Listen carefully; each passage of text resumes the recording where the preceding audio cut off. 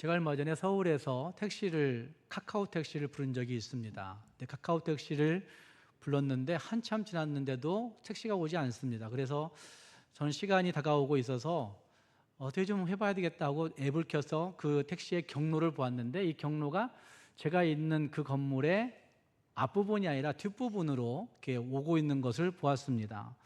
그래서 전화를 했습니다. 택시 기사에게. 저는 지금 여기에 있는데 어떻게 거리 가느냐고 그랬더니 이분이 저는 주소 보고 오는 건데요 라고 얘기하는 겁니다. 근데 거기에서 저 있는 곳으로 오려고 하면 큰 길로 다시 나가서 큰 길에서 유턴을 2번 해가지고 저 있는 곳으로 와야 되는 겁니다. 그래서 아무리 봐도 올 수가 없는 것 같습니다. 그래서 그 택시를 취소시켰습니다. 수수료를 물고 취소시키고, 그리고 다시 그 앞에서 택시를 잡아서 목적지에 간 적이 있었습니다. 제가 택시를 부를 때 잘못한 게 있었습니다.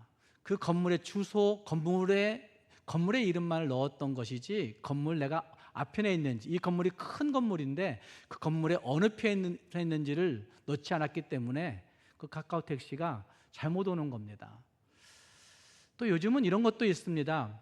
챗GPT라고 하는 그 AI를 사람들이 많이 사용하고 있는데, 그 챗GPT는 결국 내가 컴퓨터를 사용하고 있는 그 위치를 기반하여서 자료들을 뽑아내는 경우가 많이 있습니다. 아무리 명령을 주어도 한국말로 번역을 하지 않습니다. 왜 그런가 제가 살펴봤더니 제 위치 기반이 왔다 갔다 한 적이 있었고, 그리고 이 컴퓨터가 정확하게 이곳을 사용하지 않는 다른 곳의 서버를 사용한 적이 있었기 때문에 이 챗GPT는 한국말로 답변을 해줘 라고 하는데 계속해서 영어로 답변을 하고, 너 왜 안 그러는 거야? 이렇게 해봤자 필요가 없는 일들이 벌어집니다. 결국 현대인들에게 있어서 내가 어느 곳에 있는지, 이것이 굉장히 중요한 문제였구나 라는 사실들을 제가 실감하고 있습니다.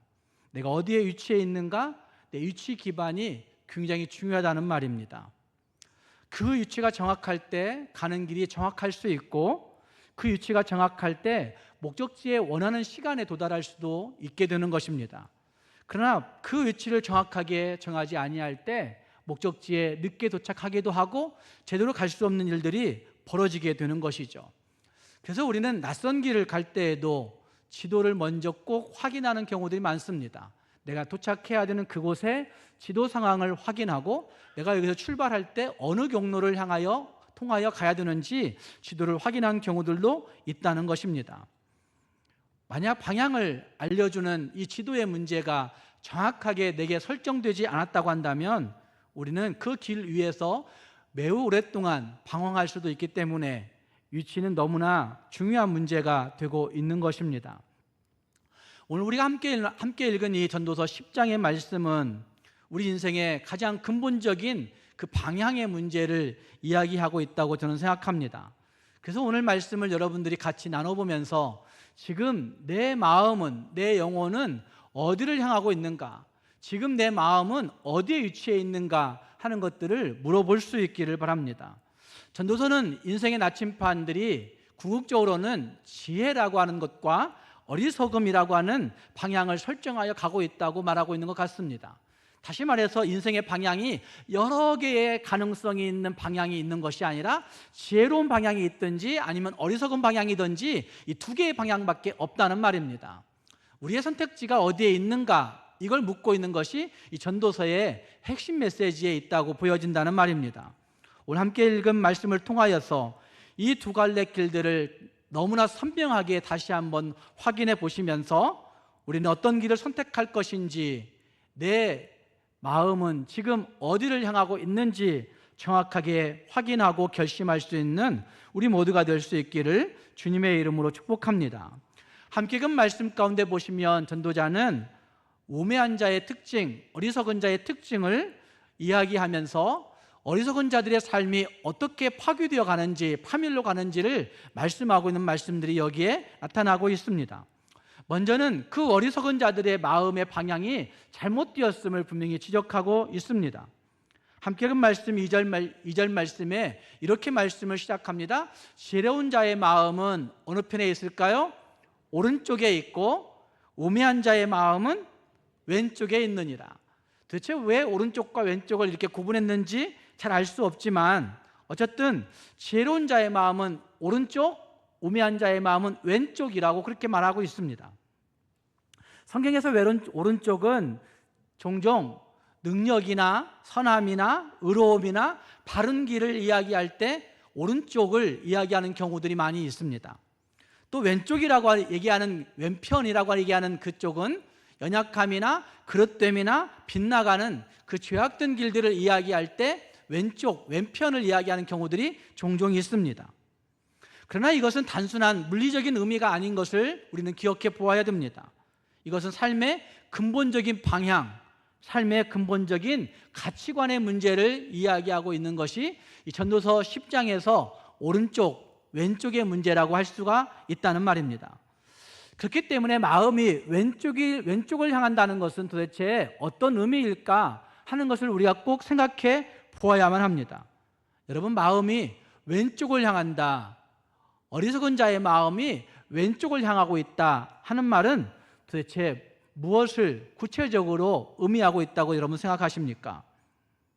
성경적 상담의 관점에서 볼 때에는 우리 마음이 하나님 대신 다른 것들을 숭배하고 있을 때 나타나는 현상들을 어리석음이라고 이야기합니다. 그렇기 때문에 하나님 대신 다른 것을 숭배하고 있다, 예배하고 있다, 숭상하고 있다라고 하는 것은 그것이 마음의 우상이라고 말할 수가 있습니다. 마음의 우상, 우리가 많이 이야기하지만 마음의 우상은 어쩌면 무형의 우상과 유형의 우상으로 나누어 볼 수가 있습니다. 보이지 아니하는 무형의 우상이 있고 우리 눈에 보이고 느껴지는 유형의 우상이 있을 수 있다는 말입니다. 여러분, 잘 생각해 보시면 무엇이 무형의, 보이지 않는 무형의 우상이라고 생각하십니까? 여러분은 혹시 여러분의 마음속에 무형의 우상들을 잔뜩 쌓아놓고 있지는 않습니까? 제가 생각해 보니까 무형의 우상에는 제일로 먼저 생각할 수 있는 것은 다른 사람의 인정과 칭찬, 평판에 매여 있는 내 마음이 무형의 우상을 따르고 있는 것입니다.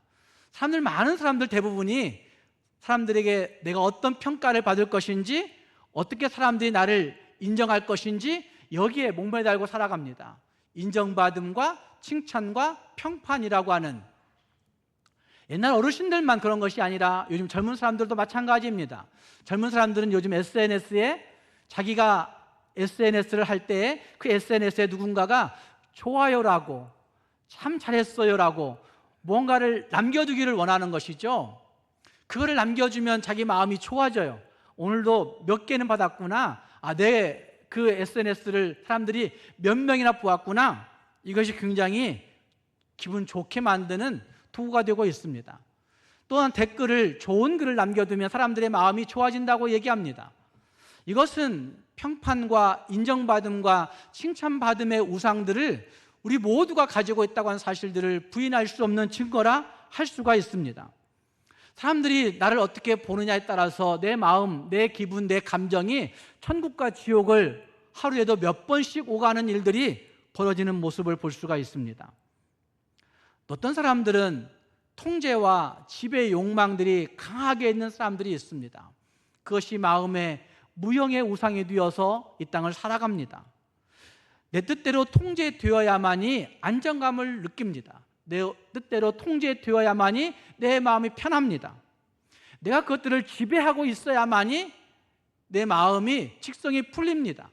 이것은 가정 안에서 남편이나 아내나 할 것 없이 모두에게 적용되는 말들이죠. 어쩌면 사람들이 가장 최소의 사회 집단을 가지고 살아가는 곳이 가정인데, 가장 근본적인 가정이 사회를 이루어가고 있는 것인데, 그 가정에서 내가 무엇인가를 통제하고 지배하지 못하면 괜히 화가 나는 거예요. 그잖아요. 남편들이 괜히 화가 나요. 왜 화가 나냐면 내 마음대로 되지 않으니까. 내 마음대로 음식을 안 해주고, 내 마음대로 청소가 안 돼 있고, 내 마음대로 뜻을 따라주지 않으니까 괜히 화내는 일들이 벌어진다는 말입니다. 통제와 지배의 욕망이 우리 안에 마음의 우상에 되어서 무형의 우상으로 자리 잡아서 그 일들이 벌어지는 거죠. 자녀들도 마찬가지입니다. 자녀들도 내 뜻대로 안 될 때 괜히 성질 부리고 괜히 엄마에게 화풀이하고 하는 일들 벌어집니다. 그것도 마찬가지죠. 엄마가 내 마음대로 지배당하지 않는 모습 때문에 이런 일들이 벌어지고 있는 것입니다. 또 한 가지는 평안함이라고 하는 것이 우리에게 우상되어 있을 수 있고, 힘과 성공이라고 하는 무형의 우상이 우리 안에 자리 잡고 있고, 쾌락이라고 하는 자기 기쁨이라고 하는 자기 만족이라고 하는 그 무형의 우상들이 우리 안에 자리 잡아서 결국 그 무형의 우상들로 말미암아 우리의 감정, 우리의 마음, 우리의 기분, 우리의 행동들이 정말 천국과 지옥을 기복이 오가는 그런 일들이 벌어진다는 말입니다. 이 모든 무형의 우상의 근저에는 우리 마음의 욕망과 우리 신념의 체계가, 내 가치관의 체계가 이미 굳어질 대로 굳어져서 무형의 우상이 우상인지도 모르고 우리는 평생을 살아가고 그렇게 주님 앞에 가게 되는 일들이 많습니다. 이런 것들이 눈에 보이지 않는 우상들인데, 그런 눈에 보이지 않는 우상들이 우리의 행동을 지배하죠, 우리의 말을 지배하죠, 우리의 삶을 지배함으로 나타나는 일들이 참 많습니다. 이것들은 다 유형의 우상이라고 저는 생각합니다. 어떤 때는 어느 시기에는 직업과 경력이 우상이 되어서 내 명함에 새겨진 어떤 직함이 나를 우쭐하게 만들기도 하고, 어떤 때는 나를 한없이 우울하게 만들기도 하고, 또 다른 사람에게 명함을 받을 때 그 사람의 어떤 직함 때문에 이 사람을 우러러보기도 하고 그 사람을 하찮게 보기도 하고, 그래서 어느 시기에 언젠가는 우리가 내 직업과 경력, 아니면 다른 사람의 직업과 경력이 우상되어 살아가는 일들이 참 많이 있는 것을 보게 된다는 말입니다. 또 언젠가는 어떤 시기에는 자녀들에 대한 성공과 진학이 우상이 되어서 자녀들의 삶에 집착을 부리며 애를 쓰는 부모들이 많이 있는 것이죠. 결국 자녀의 삶이, 자녀의 성공과 자녀의 진학이 우상이 되어서 그렇게 집착스러운 모습을 가지고 이 땅을 살아가는 그 시기가 있는 것을 보게 됩니다. 또 어떤 때는 연인이, 내가 교제하는 그 어떤 형제가, 그 자매가 우상이 되어 있는 경우들도 있고, 배우자가 우상이 되어 있어서 그를 만날 때만큼은 그 사람의 기분이, 그 사람의 얼굴 모양이 어떤 태도를 취하고 있는가가 내 행복을 결정짓는 것 같아서 항상 마음이 초조하고 불안함 가운데 허덕이고 있는 그러한 커플들이 많이 있는 것을 보게 됩니다. 그가 없으면 살 수 없다고 느끼는 의존적인 관계가 되어 있는 그것은 결국 그 관계가 유형의 우상으로 내게 다가와 배우자 아니면 연인 때문에 내 삶이 죽고 못 사는 그런 일들이 벌어지는 일들이 참 많이 이 땅에 있는 것입니다. 어떤 때는 우리에게 돈과 재물이 우상이 되어서 이 땅을 살아가는 사람들도 참 많이 있습니다.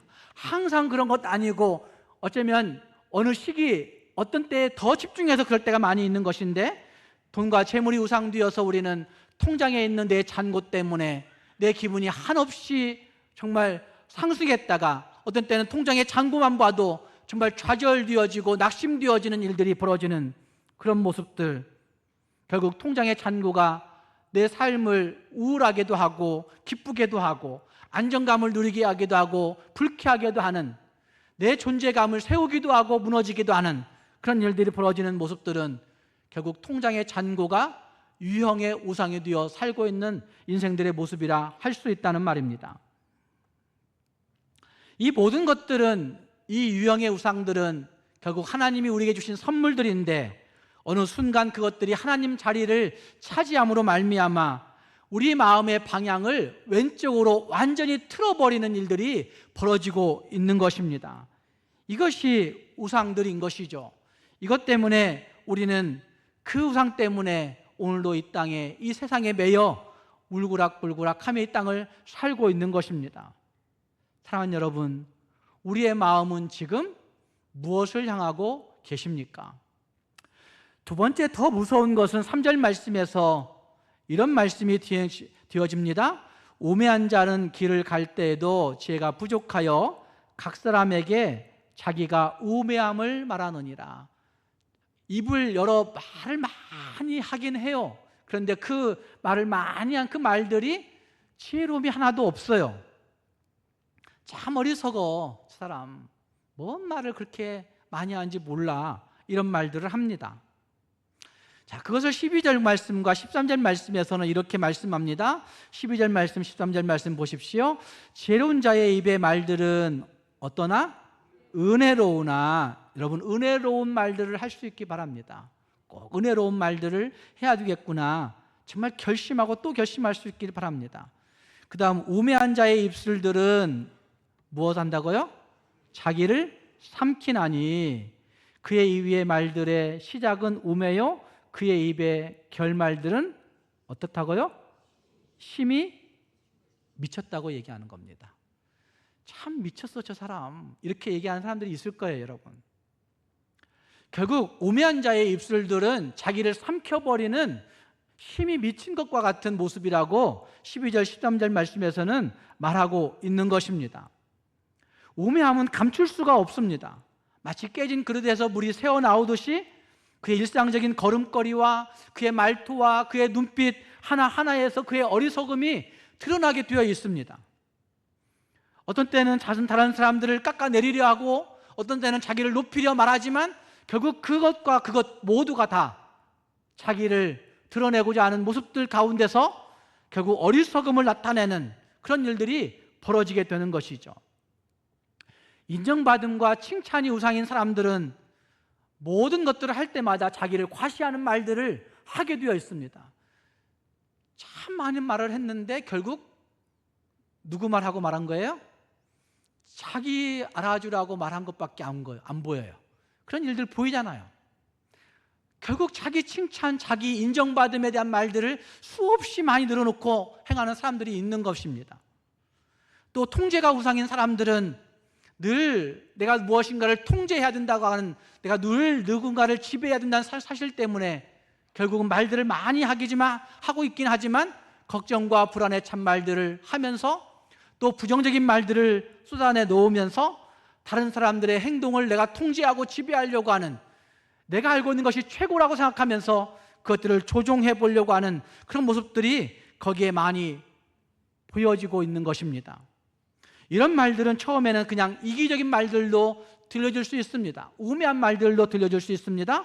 그러나 잘 지나놓고 보면 결국 관계가 파괴되어지고 공동체를 무너뜨리는 그런 일들이 빚어지는 것을 보면 13절 말씀의 마지막, 무슨 짓이라고요?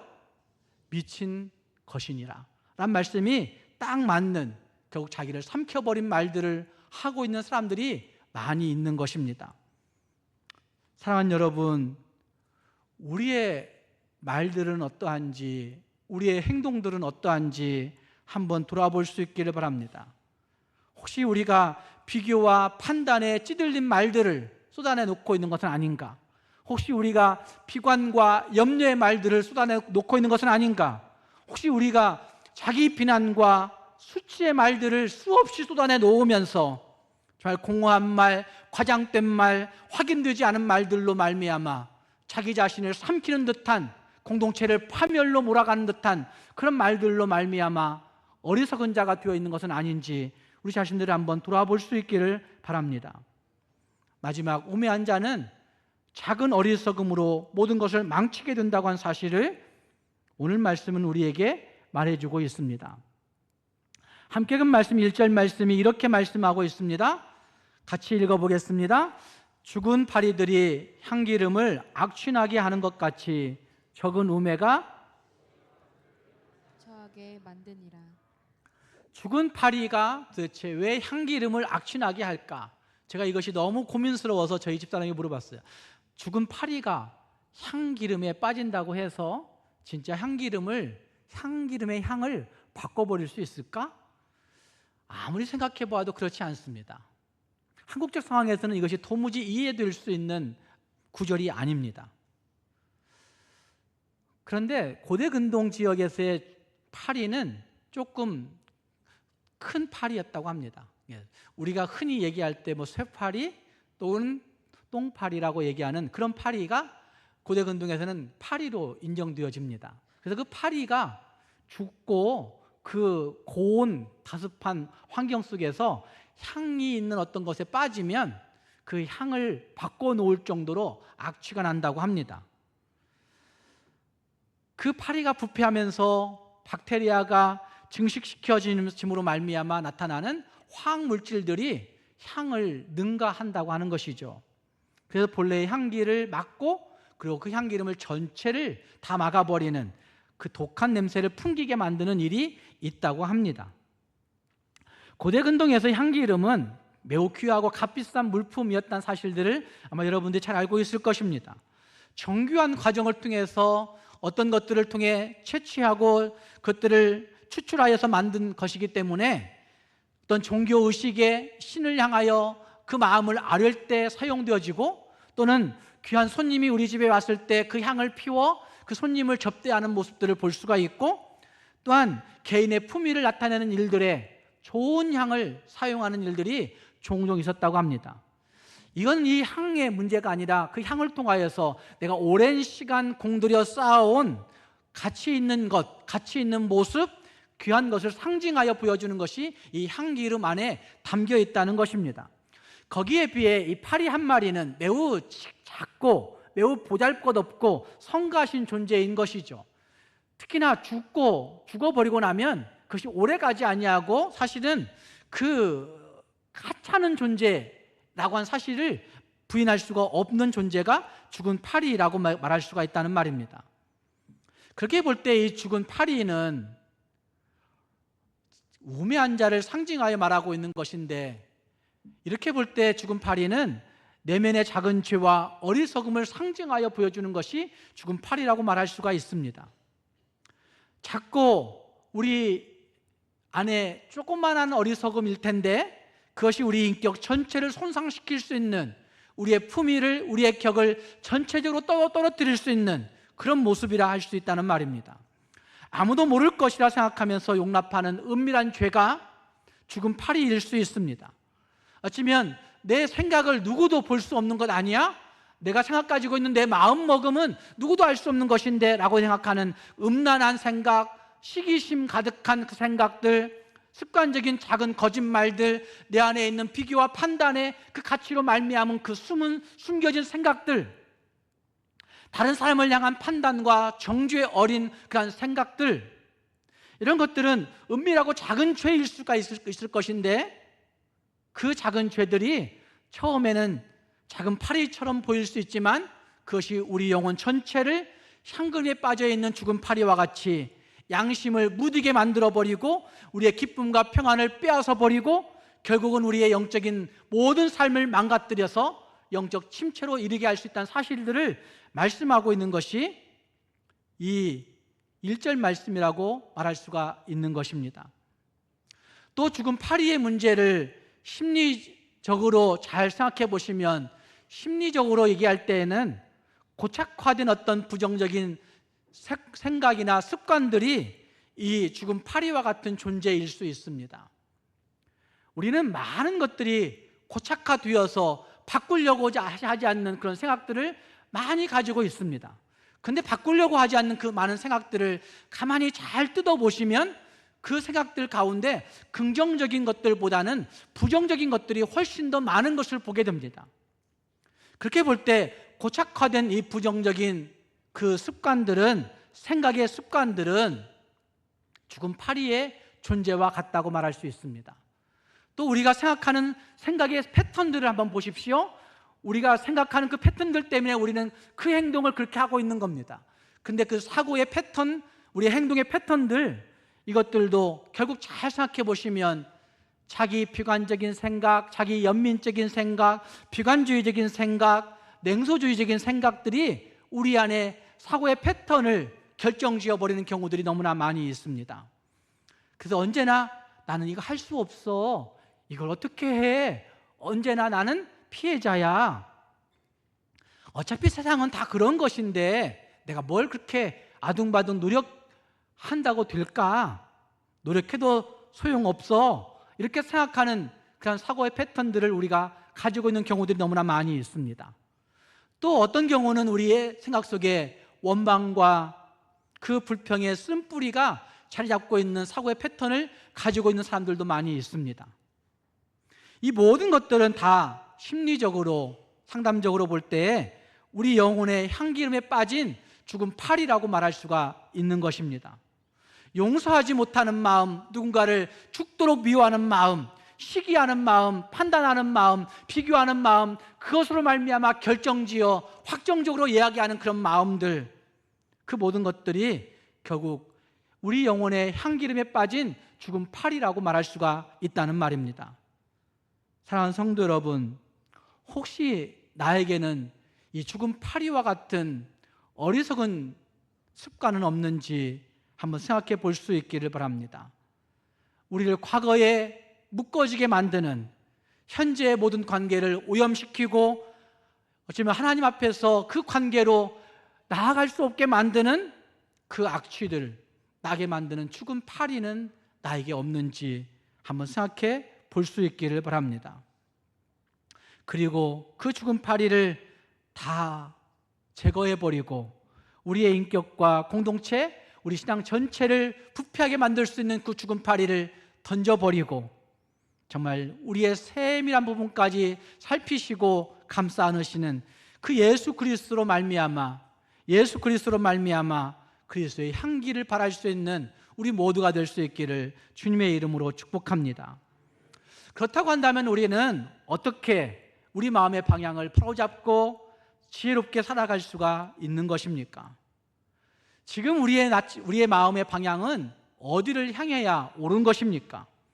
오늘 함께 읽은 말씀에서는 그것을 두 가지로 구체적이고 실질적으로 우리에게 말씀하고 있습니다.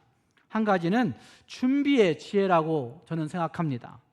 10절 말씀을 다 같이 읽겠습니다. 10절 말씀 시작. 철 연장이 무디어졌는데 나를 갈지 아니하면 힘이 더 드느니라. 오직 지혜는 성공하기에 유익하니라. 여러분, 나무를 베어야 되는데 나무를 찍어서 잘 가지런히 정돈해야 되겠는데 나무를 찍어낼 그 도끼 날이 무디어졌습니다. 그래서 나무를 내려치려고 했는데 그냥 느낌이 싸한 거죠. 안 되는 거죠. 괜히 그냥 튀어나가는 것이죠. 자기 손만 아픈 것을 느끼게 됩니다. 다시 우리가 주방에서 음식을 할 때 칼을 가지고 어떤 고기나 어떤 뼈나 있는 것들을 자르려고 한다 해보십시오. 어떤 경우는 퉁퉁한 무도 잘 안 잘라지는 칼이 있을 때가 있습니다. 칼을 잡은 엄마 혹은 아빠들이 칼을 잡아보면 딱 느낍니다. 많이 써보면 딱 되는 순간 느낌이 오지 않습니까? 어떻게 해야 될까요? 어떻게 해야 될까요? 끙끙거리며 그걸 잘라봐야 될까요? 끙끙거리며 그 뼈를 내리쳐야 되는 걸까요? 칼을 갈아야 됩니다. 정답입니다. 정답. 무디어진 칼날을 갈지 아니하면 정말 힘만 매우 들을 뿐 잘 잘라지지 않기 때문에 칼을 잘 갈아야 되는 것이죠. 바로 이것이 11절 말씀의 이야기라 할 수가 있습니다. 우매한 사람은 그 무뎌진 도끼를 끙끙거리며 내리치는 겁니다. 자기 손이 다 빠지라, 자기 어깨가 다 빠지라 내려치는데도 불구하고 효과도 없는 일들을 하는 것입니다. 그러나 지혜로운 사람은 하던 일을 멈추고 칼을 다시 갈고 그리고 잘 갈린 칼로 그것을 행하게 된다고 사실을 말하고 있습니다. 도끼날을 간다는 것은 구체적인 준비의 문제를 이야기하고 있는 것이고, 오늘 전도서 10장의 말씀의 맥락에서 볼 때에 영적인 도끼날을, 마음의 도끼날을 간다는 것은 구체적인 준비의 문제라고 말할 수 있을 때, 여러분 무엇을 준비하는 것이 우리 영적인 도끼날을 가는 것이라 생각하십니까? 어쩌면 영적인 도끼날을 갈아낸다고 하는 준비는 가장 중요한 것, 멈추어야 됩니다. 실제로 칼을 쓰는 그 어떤 사람이 멈추고 다시 칼을 잡고 갈듯이 멈추어야 됩니다. 멈추고 진단해 봐야 되는 것이죠. 하나님 앞에 내 영혼이 다시 서서 멈추는 시간이 있어야 됩니다. 하나님 앞에 나를 돌아볼 수 있는 멈춤의 시간, 나를 돌아볼 수 있는 진단의 시간이 있어야 된다는 말입니다. 하나님, 정말 내가 하나님 앞에서 어떤 모습으로 서 있는 사람인지를 물어볼 수 있는 시간이 여러분들에게 있어야 됩니다. 하나님, 정말 내 안에 있는 그 계획들이 정말 하나님의 뜻에 부합한 계획인지를 물어볼 수 있는 시간이 우리에게 필요하다는 말입니다. 하나님, 내 안에 있는 욕망이 하나님이 진짜 원하시는 욕망인지를 물어볼 수 있는 시간이 우리에게 필요하다는 말입니다. 하나님, 정말 내가 원하고 있는 그것들이 정말 하나님이 원하시는 것 맞느냐고 묻는 그 시간이 필요하다는 말입니다. 우리의 호흡을 가다듬고 멈추어서 진단해 볼 수 있는 시간이 필요합니다. 그래서 말씀을 묵상하는 것이고, 그래서 하나님 앞에 조용한 기도의 시간을 갖는 것입니다. 그래서 목사는 여러분들에게 새벽 기도를 하라고 말하고 있는 것입니다. 새벽에 주 앞에 나와 그 잠잠함 중에, 그 고요함 중에 하나님을 묵상할 수 있는 그 시간이 여러분 내 도끼날이 무디어졌는지 예민하게 서 있는지를 돌아볼 수 있는 멈춤의 시간이 될 수가 있는 것이죠. 그 시간 갖지 아니하면 우리는 하나님 앞에서 지혜로운 자가 될 수가 없다는 말입니다. 그리고 내 마음의 우상이 무엇인지를 살펴보았다고 한다면, 내 마음의 우상이 무엇인지 진짜 보였다면 그걸 하나님 앞에 가지고 나아가 회개해야 되는 것이죠. 회개는 단순히 잘못된 행동 어떤 하나를 뉘우치는 것, 내가 실수했습니다, 뉘우치는 것, 이것을 이야기하는 것이 아닙니다. 회개는 하나님, 내 근본이 잘못되었군요, 내 근본이 하나님 아닌 다른 것을 숭배했군요, 내 근본이 잘못된 사랑 가지고 있었군요, 내 근본이 하나님 앞에 잘못된 예배를 드렸군요, 내 근본이 잘못된 욕심을 가지고 이렇게 섰군요, 내 근본을 주님 앞에 내어놓는 것이 진짜 회개라고 말할 수가 있습니다. 그리고 그 우상을 내어놓고 난 다음에 가만히 있으면 예수님 말씀하신 것처럼 더 못된 귀신이 그 안에 잘 청소되어진 곳에 들어온다고 얘기하잖아요. 그렇기 때문에 그 우상을 던져버렸다고 한다면, 회개했다고 한다면 복음을 채워야 됩니다. 우상을 버린 마음 가운데 그 영혼의 복음, 주의 말씀으로 채워야 된다는 말입니다. 예수의 진리로, 예수의 마음으로, 예수의 은혜로 채울 때 우리는 진짜 우상을 버리고 진짜 지혜로운 사람이 되어질 수가 있는 것입니다. 사랑하는 여러분, 여러분의 영적인 도끼날은 지금 어떤 상태에 있는지 한번 살펴볼 수 있기를 바랍니다. 날이 잘 서 있는 도끼날입니까? 아니면 정말 무디어질 대로 무디어졌는데도 불구하고 잘 모르는 영적인 도끼날을 가지고 있으십니까? 우리는 인생이라는 나무를 베기 위해 무뎌진 신앙을 가지고 끙끙거리며 힘겹게 살고 있는 그 이유는 우리의 날이 무뎌졌기 때문에 그런 거죠. 우리의 영적인 감각이, 영적인 도끼날이 무뎌졌기 때문에 이 세상이 너무나 힘들고 힘겹고 어렵고 불평이 잔뜩 터져 나오는 일들을 지금도 살고 있다는 말입니다. 사랑하는 여러분, 매일매일 우리의 분주함들을 잠시 멈추시고 내 영적인 도끼날이 강건한지, 잘 서 있는지 말씀과 기도의 숫돌에 한번 다시 갈아보시기를 바랍니다. 그것이 진짜 준비의 지혜입니다. 그 지혜가 있을 때 하나님의 능력으로 승리하는 인생이 될 수가 있는 것이죠. 그리고 그 다음은 절제의 지혜입니다. 4절 말씀에 이렇게 말씀합니다. 주권자가 내게 분을 일으키거든 너는 네 자리를 떠나지 말라. 공손함이 큰 허물을 어떻게 해요? 용서받게 하느니라. 네 자리를 뜨지 말아라. 침착하면, 공손함이라고 얘기한 것을 그 다른 번역성에서는 침착하면 큰 잘못을 막을 수 있다. 우리가 화나는 일들이 있어요. 분노할 일들이 이 땅에 너무나 많이 있어요. 그런데 그 권위자 앞에서, 지금 자녀들이 부모님들 앞에서 화를 낸다거나 분노하거나 이런다고 한다면, 더러워서 진짜 못해 먹겠네 이런다면 참 문제가 있는 거죠. 그러니까 네 자리를 떠나지 말고 침착하면 혹시 네 잘못을 용서받으리라. 이렇게 말씀하는 말씀은 절제하라는 것입니다. 끌어오르는 감정을 그대로 표출할 것이 아니라 한 걸음 물러서서 네 감정과 반응을 잘 다스리는 절제함을 요구하고 있다는 말입니다.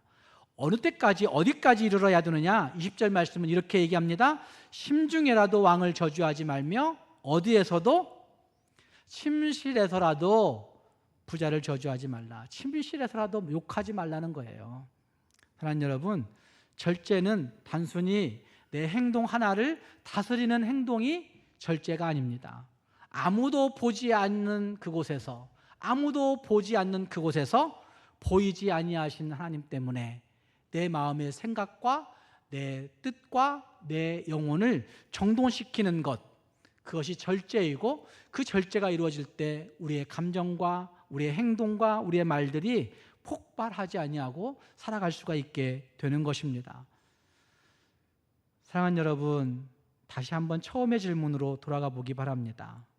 여러분의 마음은 지금 어디를 향하고 계십니까? 내 마음은 지금 어디를 향하고 있는지 한번 생각해 볼 수 있기를 바랍니다. 우상이라고 얘기할 수 있는 세상 가치관과 자기 중심적인 욕망에 우리 마음이 치우치고 있다고 한다면 우리는 세상의 문제 앞에 힘만 빼는 인생일 것입니다. 세상의 문제 앞에 아무리 아둥바둥 해보아도 힘만 빠지는, 맥만 빠지는 그런 인생이 될 수밖에 없다는 말입니다.